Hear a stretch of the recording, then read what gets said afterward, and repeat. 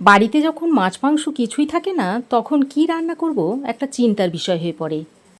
আর যারা মাছ মাংস খেতে পছন্দ করেন তাদের জন্য আজ আমি এই সয়াবিনের একটা দুর্দান্ত স্বাদের রেসিপি নিয়ে এসেছি, যেটা থাকলে এক থালা ভাত নিমেষেই শেষ হয়ে যাবে আর মাছ মাংসের কোনো দরকার পড়বে না। নমস্কার বন্ধুরা, তিয়াসাস রেসিপিতে সকলকেই স্বাগত জানাই। আমার আজকের রেসিপি হলো সয়াবিন আলুর কষা। খেতে খুবই টেস্টি হয়, আর বাড়িতে যখন মাছ মাংস কিছুই থাকবে না তখন এইভাবে তৈরি করে খেতে পারবেন। দেখবেন এক থালা ভাত নিমেষেই শেষ হয়ে যাবে। তাহলে চলুন আর দেরি না করে রেসিপিটা দেখে নেওয়া যাক। প্রথমেই আমি একটা মশলা তৈরি করে নেব। তার জন্য বাটির মধ্যে দিয়ে দিচ্ছি বেশ খানিকটা গরম জল। আমি এখানে কুসুম গরম জলটা নিয়েছি।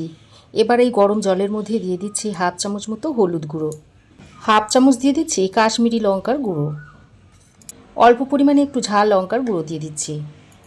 এবার দিয়ে দিচ্ছি হাফ চামচ জিরে গুঁড়ো আর হাফ চামচ দিয়ে দিচ্ছি ধনে গুঁড়ো। এবার এই গুঁড়ো মশলাটা গরম জলের সঙ্গে খুব ভালো করে মিশিয়ে নিতে হবে। আর এইভাবে যদি গরম জল দিয়ে মশলাটাকে রান্নার আগে গুলে রেখে দেওয়া হয় তাহলে মশলাটা খুব ভালোভাবে সেট হয়ে যাবে। আর এটা দিয়ে রান্নাটা করলে রান্নাটা খেতেও বেশ ভালো হবে, একদম বাটা মশলার স্বাদ পেয়ে যাবেন। তো মশলাটাকে গরম জলের সঙ্গে ভালো করে মিশিয়ে আমি এটাকে এখন এক সাইডে রেখে দিচ্ছি। এবার আমি নিয়েছি এক বাটি সয়াবিন। এদিকে আমি একটা পাত্রে বেশ খানিকটা জল গরম করতে বসিয়ে দিয়েছি। তারপর এর মধ্যে দিয়ে দিচ্ছি পরিমাণ মতো নুন। আর যে সয়াবিনটা নিয়েছিলাম সেই সয়াবিনটা এই জলের মধ্যে দিয়ে দিচ্ছি। এবার এই সয়াবিনটাকে নুন জলে ভালো করে সেদ্ধ করে নিতে হবে। সয়াবিনটাকে নুন জলে খুব ভালো করে সেদ্ধ করে নিয়েছি। আর সয়াবিনটা দেখুন বেশ বড় বড় হয়ে গেছে। এবার এই সয়াবিনটাকে ছেঁকে তুলে একটু ঠান্ডা জল দিয়ে ধুয়ে নেব, নিয়ে জলটাকে চিপে ফেলে দেব। এবার আমি কড়াই গরম করে দিয়ে দিচ্ছি সর্ষের তেল। তারপর তেলের মধ্যে অল্প পরিমাণে একটু নুন দিয়ে দিচ্ছি। এবার আমি এখানে কয়েকটা আলু নিয়েছি, আর আলুগুলোকে এরকম একটু ডুমো ডুমো করে কেটে নিয়েছি। এবার কেটে রাখা আলুগুলো গরম তেলে দিয়ে দিচ্ছি। এবার এই আলুগুলোকে একটু লালচে করে ভেজে নেব। তো আলুগুলোকে দেখুন এরকম লালচে করে ভেজে নিয়েছি। এবার এই আলুগুলোকে তুলে নিচ্ছি।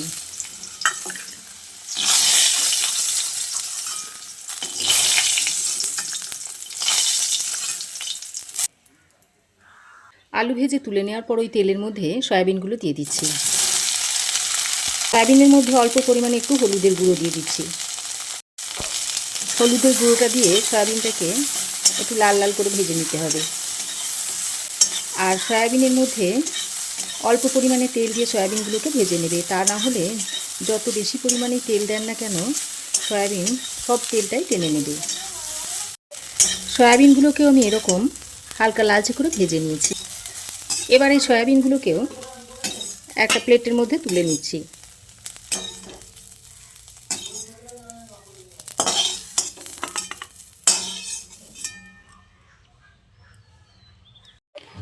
আলু সয়াবিন ভেজে তুলে নেওয়ার পর আবার ওই কড়াইয়ের মধ্যে দিয়ে দিচ্ছি পরিমাণ মতো সর্ষের তেল।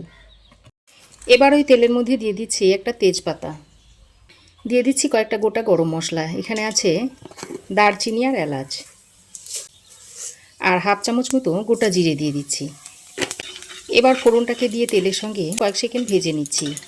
তারপর এর থেকে একটা সুন্দর যখন গন্ধ ছাড়বে সেই পর্যায়ে দিয়ে দিচ্ছি একটা মিডিয়াম সাইজের কুচনো পেঁয়াজ। এবার পেঁয়াজটা দিয়ে ফোড়নের সঙ্গে খুব ভালো করে ভেজে নিতে হবে। ফোড়নের সঙ্গে পেঁয়াজটাকে বেশ কিছুক্ষণ ভেজে নেওয়ার পর পেঁয়াজের মধ্যে যখন এরকম একটা হালকা কালার এসে যাবে আর পেঁয়াজটা একটু নরম হয়ে আসবে সেই সময় দিয়ে দিতে হবে এক চামচ পরিমাণ আদা ও রসুন বাটা। এবার এই আদা আর রসুন বাটাটা দিয়ে পেঁয়াজের সঙ্গে আরও কিছুক্ষণ ভেজে নিতে হবে, যতক্ষণ না আদা রসুনের গন্ধটা চলে না যাচ্ছে। আদা রসুনটা দিয়ে পেঁয়াজের সঙ্গে বেশ কিছুক্ষণ ভেজে নিয়েছি।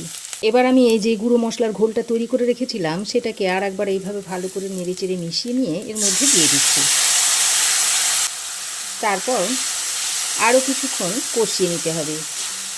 গুঁড়ো মশলার মধ্যে যে কাঁচা গন্ধ থাকে সেই গন্ধটা এইভাবে কষিয়ে নিলে চলে যাবে। গুঁড়ো মশলার ঘোলটা দিয়ে বেশ কিছুক্ষণ কষিয়ে নেওয়ার পর এবার আমি এখানে একটা টমেটো কুচিয়ে দিয়ে দিচ্ছি, সঙ্গে পরিমাণ মতো নুন দিয়ে দিচ্ছি। এই সময় যদি নুনটা দেওয়া হয় তাহলে টমেটোটা খুব তাড়াতাড়ি গলে যাবে।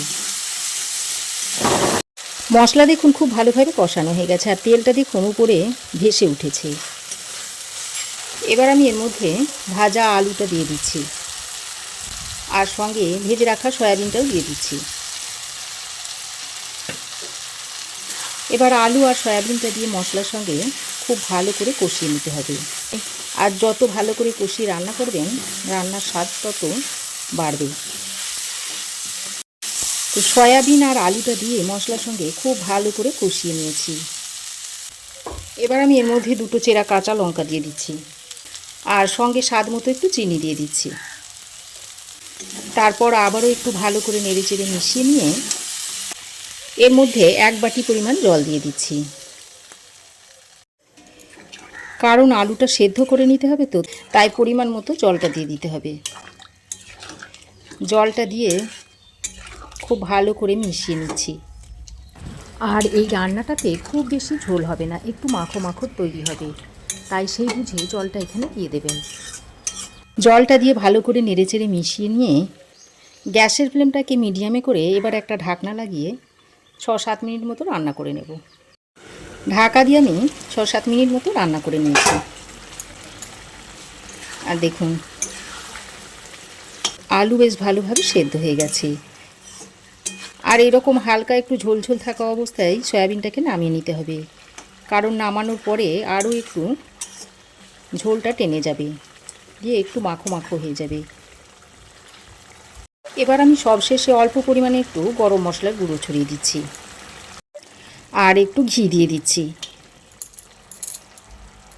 এবার গরম মশলা আর ঘিটা দিয়ে ভালো করে নেড়েচেড়ে মিশিয়ে আরও 2 মিনিট মতো ফুটিয়ে নামিয়ে নেব। এবার এটা আপনারা গরম গরম ভাত, রুটি, পরোটা সব কিছুর সঙ্গেই খেতে পারবেন।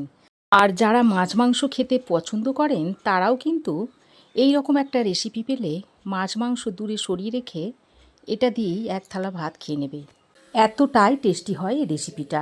তো আমার এই আজকের দুর্দান্ত স্বাদের সয়াবিনের রেসিপি আপনাদের কেমন লাগলো অবশ্যই একটা কমেন্ট করে জানাবেন। ভালো লাগলে একটা লাইক ও শেয়ার করবেন। পাশে থাকা বেল আইকনটাও অবশ্যই প্রেস করে দেবেন। আর আমার চ্যানেলে যদি নতুন হয়ে থাকেন তো প্লিজ চ্যানেলটাকে সাবস্ক্রাইব করার অনুরোধ রইল। আজ এ পর্যন্তই। আবার দেখা হবে নতুন কোনো রেসিপি নিয়ে নেক্সট এপিসোডে। সে পর্যন্ত ভালো থাকবেন, সুস্থ থাকবেন। ধন্যবাদ।